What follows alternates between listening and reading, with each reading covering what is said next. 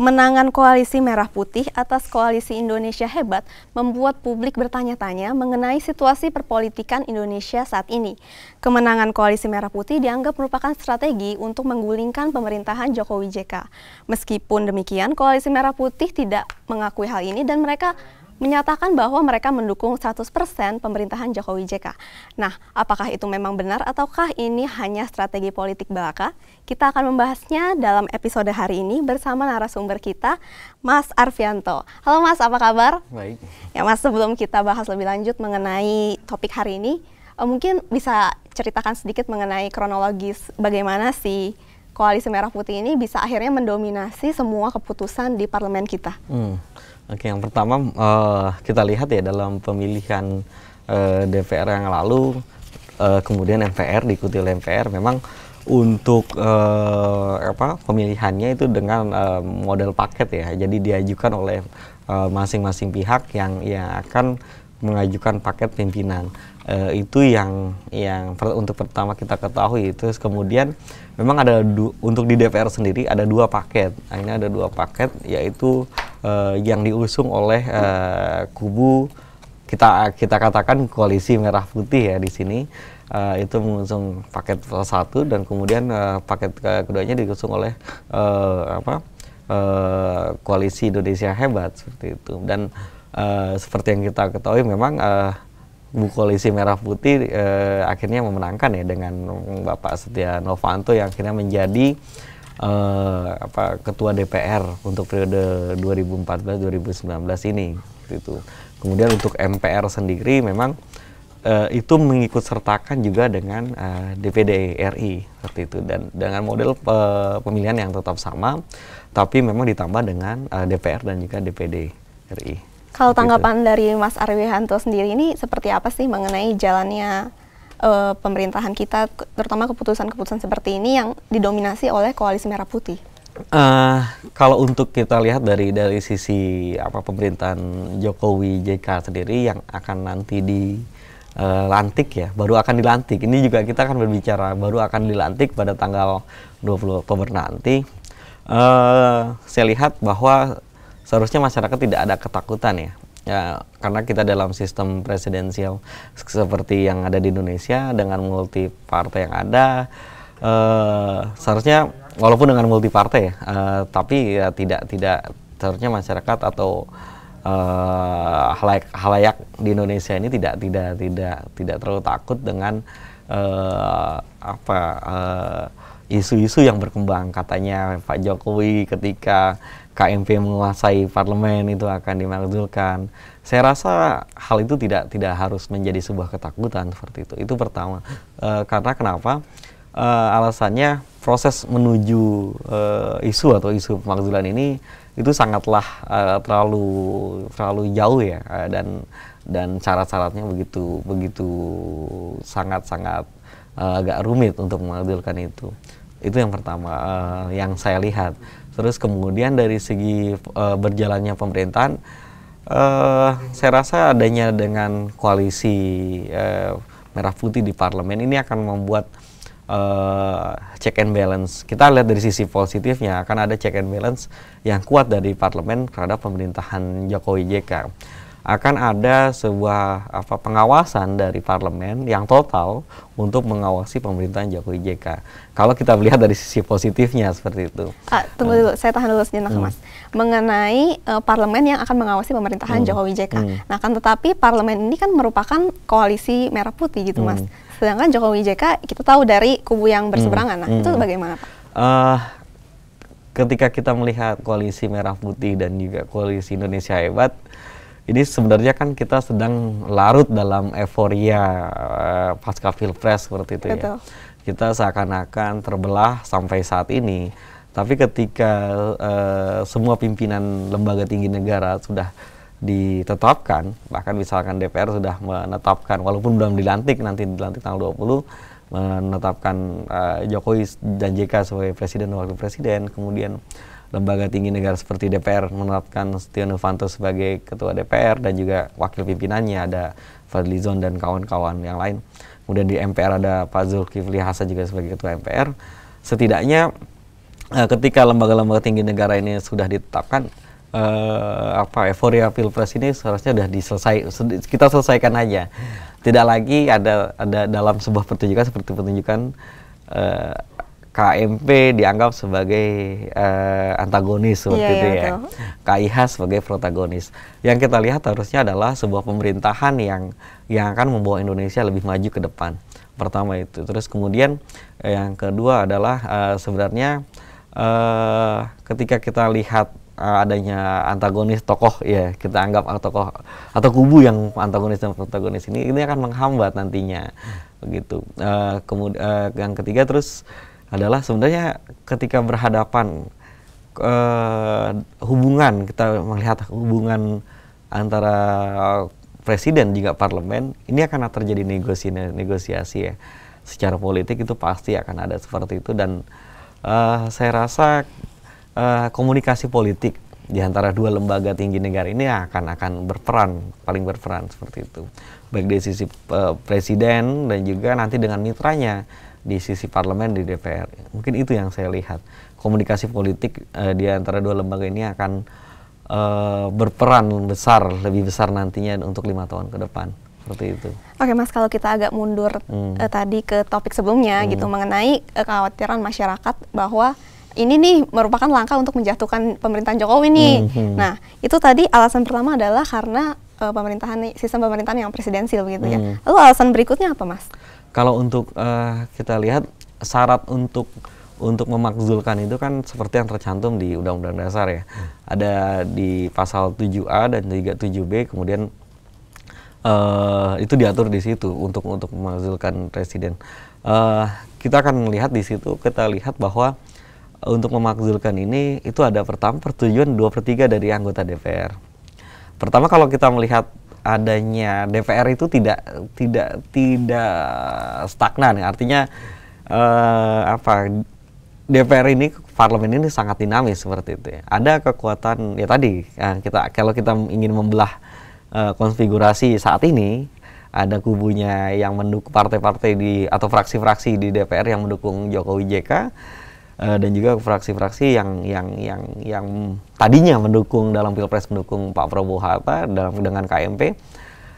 Ketika berseberangan, ketika ingin memakzulkan, andai kata ini kita bicara andai kata, ketika andai kata ada kubu KMP ingin memakzulkan Jokowi JK atau Pak Jokowi di sini, maka belum tentu keseluruhan dari yang KIH ini juga akan turut hadir dalam paripurna di DPR.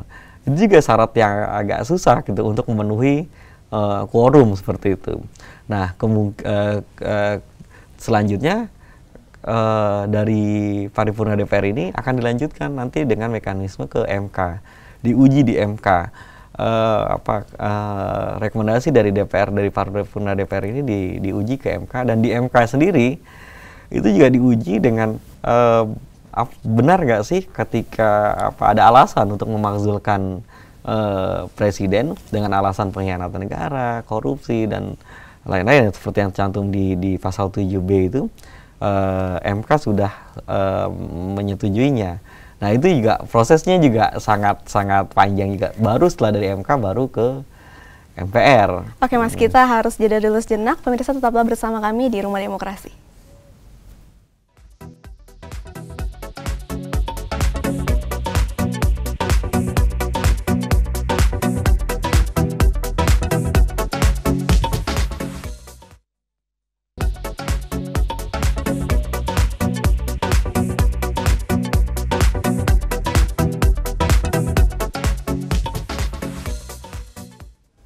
Anda masih bersama kami di Rumah Demokrasi. Di segmen sebelumnya kita membicarakan mengenai kronologis bagaimana Koalisi Merah Putih ini pada akhirnya bisa mendominasi begitu ya parlemen kita. Akan tetapi tadi kita juga sempat membahas mengenai ketakutan masyarakat bahwa keberadaan dan dominasi dari Koalisi Merah Putih ini dapat menggulingkan pemerintahan Jokowi JK. Nah, sebenarnya Mas Asrul, posisi MPR di sini itu kan sebenarnya di atas presiden. Nah, apakah bisa MPR ini kemudian campur tangan mempengaruhi kinerja presiden berikutnya? Kalau untuk MPR ya khususnya, kalau untuk khususnya MPR, MPR tidak bisa mencampur tangani kinerja gitu kan.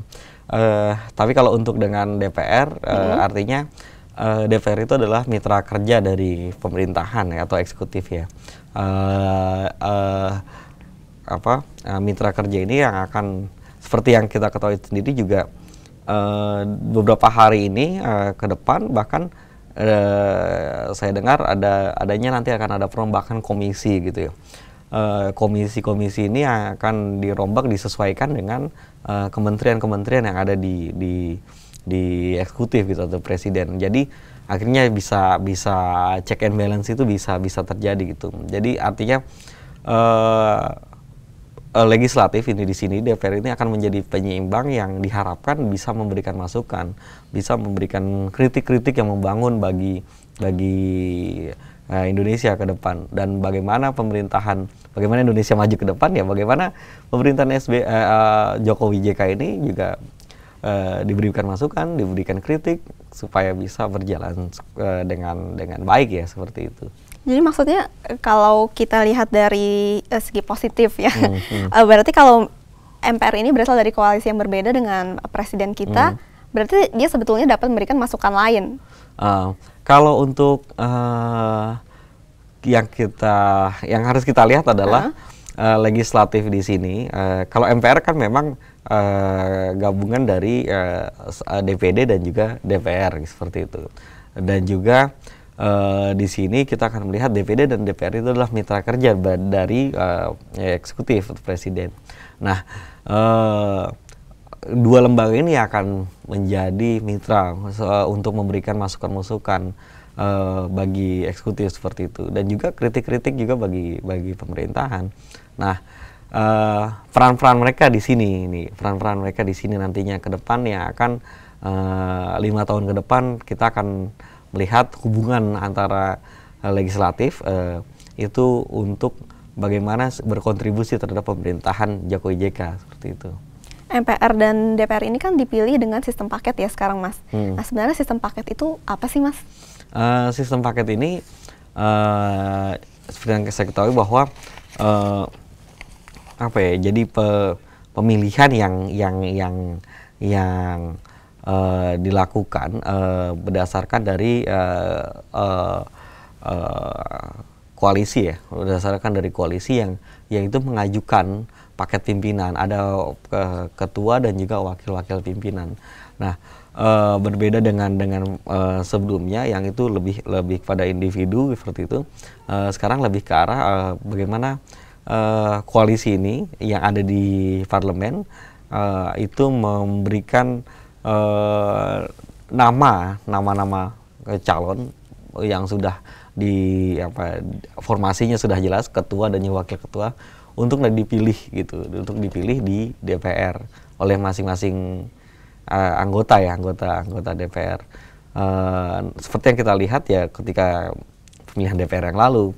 Terus kemudian untuk MPR ya mengikut sertakan DPD juga seperti itu. Ada paket dari koalisi merah putih yang itu akhirnya memenangkan itu, ada Pak Zulkifli Hasan sebagai ketuanya, tapi juga ada Pak Osman Sabta jadi wakil ketua dari DPD seperti itu.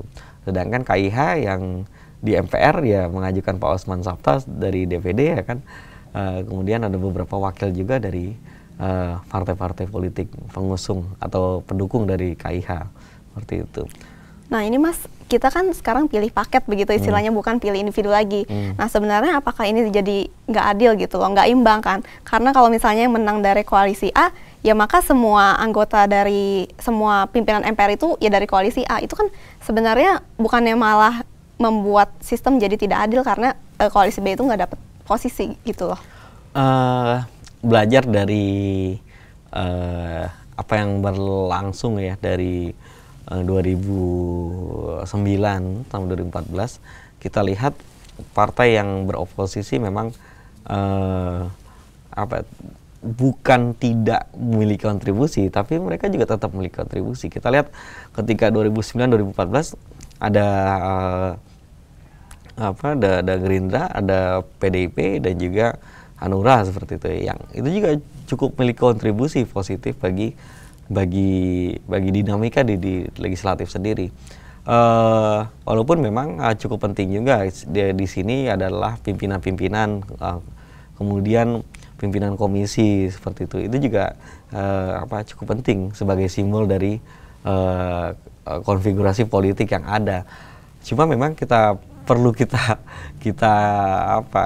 lihat bahwa di parlemen itu tidak saklek seperti itu konfigurasi politiknya. Jadi akan tetap dinamis, dan perlu diingat juga bahwa ini adalah kolegial gitu, seperti itu. Pimpinan ini kolegial. Jadi tidak satu ketua ini yang bisa mempengaruhi semua anggota di parlemen. Jadi para anggota juga diberikan kesempatan untuk memberikan pendapat. Iya, seperti itu. Ini tidak seperti ketua rombongan anggota DPR seperti itu yang bisa mempengaruhi semuanya. Tapi masing-masing anggota juga bisa memiliki hak-haknya gitu. Hak-haknya bagi di dalam parlemen itu untuk mempengaruhi, atau kita lihat dinamikanya. Bahkan kita lihat sendiri di fraksi pun pasti akan ada perbedaan. Kita lihat ketika pembahasan undang-undang pilkada yang lalu, ada beberapa orang anggota fraksi Demokrat dan juga Golkar yang itu berseberangan dengan sikap fraksi. Artinya legislator ini memiliki hak-haknya juga secara individu seperti itu. Akan berbeda dengan fraksi, mungkin akan berbeda juga dengan komisi, akan berbeda juga dengan legislatif secara keseluruhan. Dan disinilah seninya ketika legislator yang ada di DPR, bagaimana mereka menegosiasikan kepentingannya, baik diri sendiri, fraksinya, maupun komisinya, maupun DPR keseluruhan yang nanti akan berhadapan dengan mitra kerjanya, itu eksekutif. Mungkin seperti itu. Kalau menurut Mas sendiri, apa sih penyebab kemenangan Koalisi Merah Putih di atas Koalisi Indonesia Hebat? Apakah ini karena kualitas parpol yang tergabung dalam Koalisi Indonesia Hebat itu kalah, atau ada faktor-faktor lainnya? Kalau dari segi kuantitas ya kita lihat ada perbedaan ya di situ. Untuk di DPR sendiri memang yang saya lihat ya seperti itu, ada segi kuantitas yang itu kita lihat hampir 60% ya. Hampir 60% dari Koalisi Merah Putih itu menguasai dari jumlah anggota legislatif ya. Kemudian untuk di DPR sendiri memang untuk di MPR sendiri memang MPR dan DPR umumnya ini ada problem komunikasi politik yang lemah ya. Oke, mungkin coba bisa dijelaskan begitu Mas mengenai problem komunikasi politik yang lemah. Iya, komunikasi politik yang lemah artinya gini, kubu KIH di sini kan sebenarnya yang secara tidak langsung ini memiliki keuntungan secara politik ketika Jokowi ini terpilih sebagai presiden. Dia bisa menegosiasikan dengan partai-partai pendukung di KMP itu untuk menarik dukungannya ke KIH seperti itu, dengan memberikan jatah ya kursi di menteri yang di bawah kepemimpinan Jokowi nanti di eksekutif. Bisa jadi seperti itu. Tapi kan memang juga dari komunikasi dari partai pendukungnya Pak Jokowi, maupun dari Pak Jokowi sendiri, maupun dari pimpinan parpolnya, itu terlihat agak kurang antisipatif, kurang bisa untuk luas ya, untuk menarik dukungan ke KMP sendiri. Tapi juga ini juga tidak saklek ya untuk yang kemarin aja, tapi kemungkinan besar ke depan juga akan berubah juga peta itu, karena ya politik itu tidak berhenti di kemarin aja atau stagnan aja seperti itu, tapi juga kemungkinan akan dinamis. Bisa jadi dengan melihat apa yang terjadi kemarin ya, ketika DPR dan MPR dikuasai oleh kubu KMP seperti itu ya, bisa jadi ada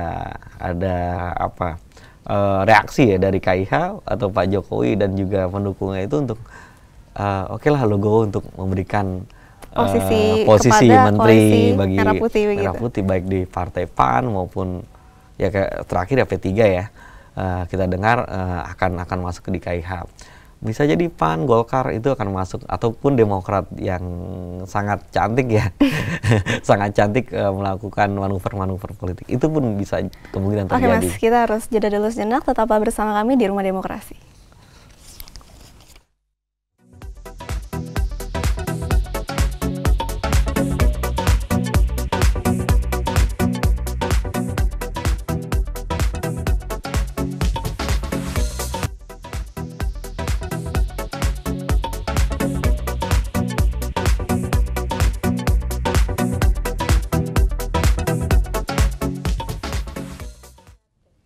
Anda masih bersama kami di Rumah Demokrasi. Nah, tadi kita sudah membahas mengenai penyebab kekalahan koalisi Indonesia Hebat ya Mas ya. Nah, kalau menurut Mas sendiri, kenapa sih koalisi Indonesia Hebat ini bisa dikatakan kurang responsif terhadap apa yang akan terjadi kemudian sampai akhirnya bisa kehilangan kesempatan untuk memenangkan posisi di koalisi? Ya tadi kalau misalkan saya singgung pertama, memang parlemen itu memang dikuasai oleh 60% dari KMP ya, Koalisi Merah Putih. Dan ya seperti tadi yang saya katakan, bahwa sebenarnya ada momentum sebenarnya ketika Jokowi telah ditetapkan sebagai presiden, kemudian bisa menegosiasikan dengan beberapa partai politik di KMP itu untuk memberikan jatah kursinya gitu ya, di kementerian, untuk menarik, biar menjadi penarikan dukungan terhadap menarik dukungan untuk dari KMP menuju ke KIH. Cuma memang ini ya baliknya komunikasi yang agaknya kaku ya saya lihat. Apakah memang ini menjadi sebuah pertanda bagi Jokowi yang akan tetap memegang teguh bahwa saya akan menjalankan pemerintah mendasarkan dari sisi kabinet yang akan dibangun dengan sisi profesionalisme, dan juga memberikan ruang bagi partai pendukungnya saja ya, yang telah membantunya di Pilpres.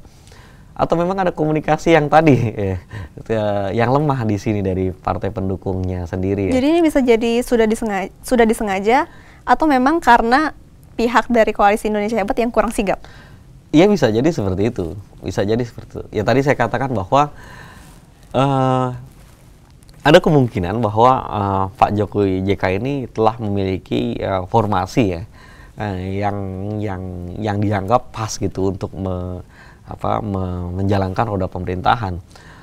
Mereka tidak lagi melihat sisi belum melihat sisi parlemen seperti itu. Tapi ketika memiliki formasi kabinet dengan 16 dari partai pendukung dan 18 dari profesional, mereka sudah memiliki formasi tersebut.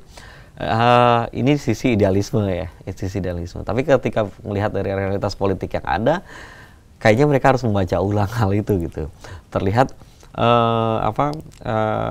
kekuatan dari KMP yang besar di parlemen, dia juga akan menghambat dari parlemen kerja-kerja di pemerintah seperti itu. Jadi kekalahan Koalisi Indonesia Hebat ini apakah akan mempengaruhi kinerja kabinet berikutnya? Ya tentu saja untuk pembahasan beberapa rancangan undang-undang, kemudian dari program-program yang membutuhkan persetujuan dari DPR, itu akan sedikit terhambat oleh mitra kerja. Misalkan kementerian tertentu berhadapan dengan komisi tertentu ya sebagai mitra kerja, itu akan sedikit terhambat seperti itu. Tapi ya kita akan lihat ke depan, akan ada negosiasi lanjutan, melihat dari yang kemarin, dan juga bahwa seni berpolitik adalah seni bernegosiasi ya, menegosiasi kepentingan. Kita akan melihat ya komunikasi politik di kedua kubu ini seperti apa yang akan berjalan seperti itu. Nih Mas, masyarakat kita ini kan beranggapan bahwa dominasi Koalisi Merah Putih di parlemen kita itu adalah sesuatu yang istilahnya mendapatkan sentimen kurang baik. Dan hal ini menyebabkan banyak media memperlihatkan dukungan kepada pemerintahan Jokowi JK. Nah, menurut Mas ini seperti apa? Ya di awal telah saya sebutkan bahwa saat ini dalam kekuatan politik kita ada tokoh antagonisnya KMP tadi ya, Iya, betul, betul. dan juga protagonisnya KIH. Media blow up itu masyarakat mendukung tokoh protagonis ini KIH dan juga simbolnya adalah Jokowi JK. Saya lihat bahwa ke depan ini harus dihilangkan ya, seperti itu. Hal-hal seperti itu harus dihilangkan. Yang penting adalah bagaimana sebenarnya dari kedua kubu ini sudah mencair kembali, dan juga bagaimana kerja-kerjanya untuk rakyat, untuk memberikan kesejahteraan untuk rakyat. Hilangkan persoalan persaingan ya, ketika pilpres, dan juga hilangkan label koalisi itu ya. Dan yang akan kita lihat adalah Indonesia yang kembali bersatu gitu. Itu yang pertama yang harus kita kedepankan. Kemudian adalah ketika masih adanya pembelahan ya, atau media pun masih memblow up, ada sisi KMP, ada sisi KIH. KMP ini antagonis, KIH ini protagonis. Ketika KMP ini memenangkan MPR, DPR, rupiah merosot, Iya, betul. sentimen pasar menjadi negatif. Ini kan menjadi efek juga gitu bagi dunia ekonomi kita. Terus kemudian masyarakat awam melihatnya, aduh ini Pak Jokowi ini akan terganggu ke depannya, 5 tahun ke depan Pak Jokowi bisa jadi nggak sampai 5 tahun nih, bisa jadi hanya 2 tahun. Itu juga menjadi psikologi massa atau psikologi masyarakat kita juga terganggu di situ. Nah, mungkin bisa dari sekarang seperti yang ditunjukkan oleh Pak Jokowi, Pak Zulkifli Hasan, Pak Setia Novanto kemarin ketika bertemu gitu, bahwa dikatakan pimpinan lembaga negara ini akan mengatakan bahwa tidak ada lagi alasan untuk mengganjal pelantikan Jokowi JK tanggal 20 Oktober. Artinya publik dipertunjukkan bahwa sudahlah, kita udah lupakan yang kemarin KMP KIH kemarin, udah lupakan. Zulkifli Hasan dan juga Setia Novanto yang dari KMP ini sudah oke untuk melantik Jokowi JK tanggal 20 Oktober.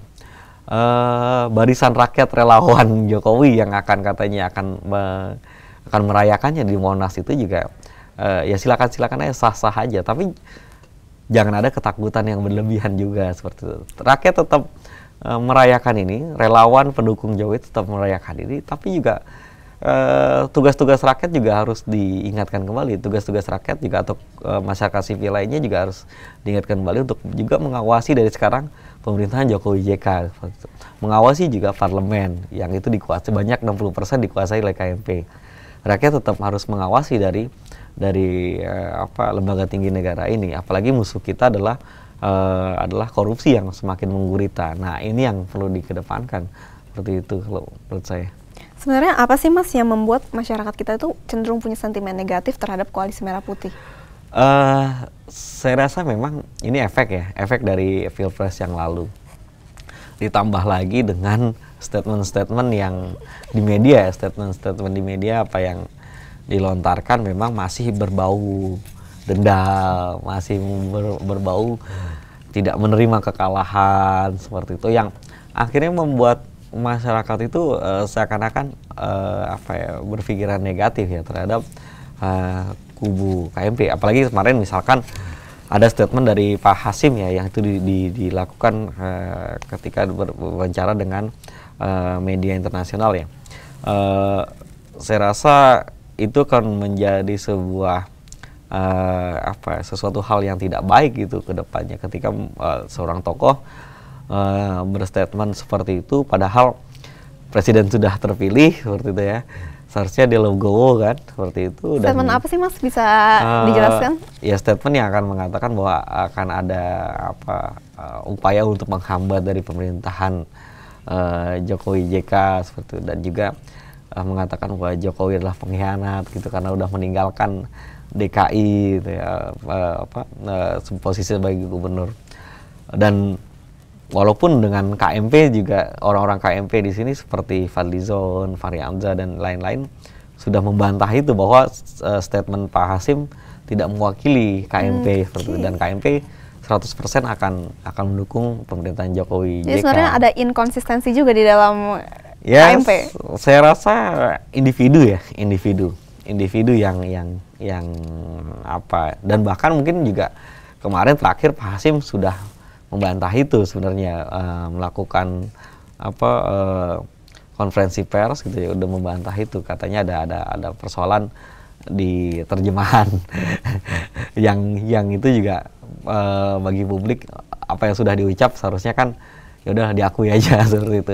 Pak Hasim harusnya udah ketika mengucapkan itu, oke, saya mengucapkan statement itu, ke depan saya mengajukan permohonan maaf ya kan. Jadi harusnya beliau memang gitu. mengaku pernyataan tersebut kurang tepat gitu ya. Harusnya kan seperti itu. Oke. Pemirsa, kita harus jeda dulu sejenak, tetaplah bersama kami di Rumah Demokrasi.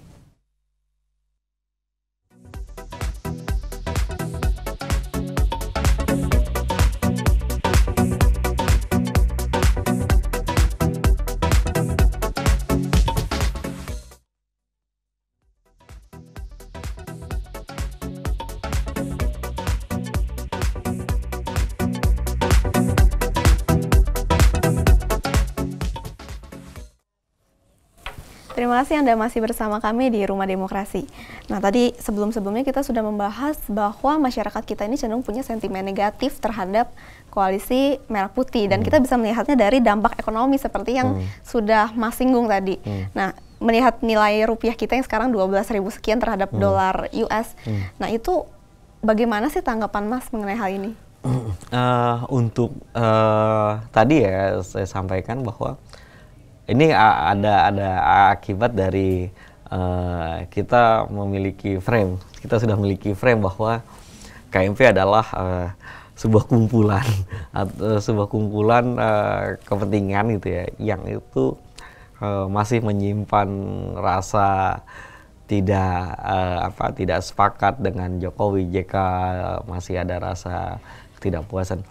Tapi hal itu kan memang seharusnya udah kita clearkan gitu, udah selesaikan, udah ketika sudah presiden terpilih tidak lagi bicara soal kubu-kubuan lagi seperti itu, dan akhirnya masyarakat akan melihat bahwa Indonesia yang satu gitu.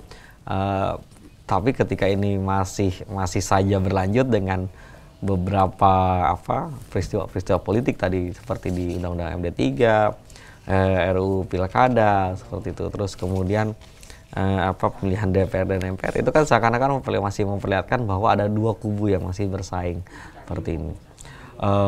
Kemudian akhirnya masyarakat meresponnya, pasar juga meresponnya, dan itu melihat ada sisi negatif di situ ketika DPR dan MPR dikuasai oleh KMP. Itulah efek dari euforia yang masih ada ya secara politik, pilpres yang ada dua persaingan, dua kubu ini. Seharusnya kita sudah mulai cooling down. Apa yang ditunjukkan oleh tadi saya telah singgung juga, apa yang ditunjukkan oleh Pak Zulkifli, Pak Setia Novanto, dan juga Pak Jokowi bahwa akan melancarkan lah agenda tanggal 20 Oktober ini, itu juga mudah memberikan sedikitnya sebuah jawaban yang sedikit positif. Publik sudah menunggu itu gitu. Lembaga tinggi negara tidak lagi berbicara soal kubu-kubuan gitu. Seperti yang ada kekhawatiran bahwa ketika MPR dikuasai oleh kubu KMP, ini akan menghambat atau menghambat dari pelantikan Pak Jokowi. Ternyata Pak Zulkifli, Pak Setia Novanto, kemudian Ketua DPD Pak Irman Gusman juga ya bersama-sama akan mensukseskan pelantikan tanggal 20 Oktober. Itu yang kita tunggu gitu. Oke Mas, terakhir nih, singkat saja, menurut Mas apa sih yang perlu diperbaiki dari sikap masyarakat kita terhadap koalisi yang sekarang mendominasi parlemen? Bagi saya harapannya ya untuk masyarakat juga bahwa masyarakat tidak lagi tergiring oleh opini yang membelah gitu ya, membelah dua kubu. Masyarakat juga harus diberikan pemahaman bahwa politik di Indonesia itu tidak statis gitu, tidak statis. Ini akan menjadi dinamis. Watak parpol kita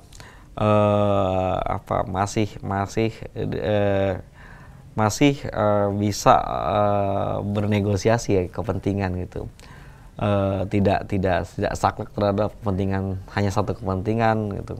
Tapi juga nanti ke depan juga akan lebih dinamis, bagaimana tarik ulur kepentingan di antara parpol-parpol yang ada, itu akan menyebabkan kekuatan-kekuatan politik juga akan berubah sedemikian rupa. Di parlemen juga akan ada isu-isu yang akan membelah, akan berubah juga gitu, membelah dan juga akan merubah juga kekuatan-kekuatan politik. Makanya masyarakat tidak hanya bisa menilai dari kacamata oke KMP, KIH saja, tapi juga akan melihat nanti parpol A, B, C, D, E akan mengusung isu apa tertentu, B, C, D, Z mungkin parpol itu akan mendukung apa. Nah itu yang akan kita lihat ya ke depannya. Peta politik kita akan masih tetap akan dinamis. Tapi balik lagi, kita tidak akan, masyarakat juga perlu dilihat bahwa ini bukan lagi persoalan KMP dan juga KIH lagi seperti itu. Kemudian titik tekan juga bahwa masyarakat mulai dari sekarang mengawasi ya kinerja legislatif dan juga kinerja dari eksekutif kita. Kita sudah selesai euforia mendukung ya. Kita mendukung Pak Jokowi JK, udah selesai di situ, tapi sekarang kita bagaimana mengawasi mereka, bagaimana memberikan pengawasan, kritik juga yang membangun ya bagi pemerintahan Jokowi JK. Kita juga mengawasi juga legislatif kita yang selama ini dinilai bahwa masih banyak PR ya, ketika banyak anggotanya yang terkena kasus korupsi, dan kita tetap harus awasi. Jadi pada intinya memang kita harus meminta masyarakat supaya tidak mudah terprovokasi dan juga mau untuk berpartisipasi dalam mengawasi pimpinan negara kita begitu ya? Iya. Oke pemirsa, tidak terasa kita sudah sampai di penghujung acara dan kita dapat menyimpulkan bahwa dominasi dari Koalisi Merah Putih memang mendapatkan sentimen negatif dari masyarakat kita. Namun marilah kita sama-sama berharap supaya dua koalisi yang berseberangan ini dapat bekerja sama untuk mencapai Indonesia yang lebih baik. Akhir kata, saya Linda Firdaus dan seluruh kerabat kerja yang bertugas mengucapkan terima kasih sudah menyaksikan Rumah Demokrasi. Dan terima kasih juga untuk Pink Emma sebagai sponsor kami. Terus saksikan www.binus.tv. Sampai jumpa.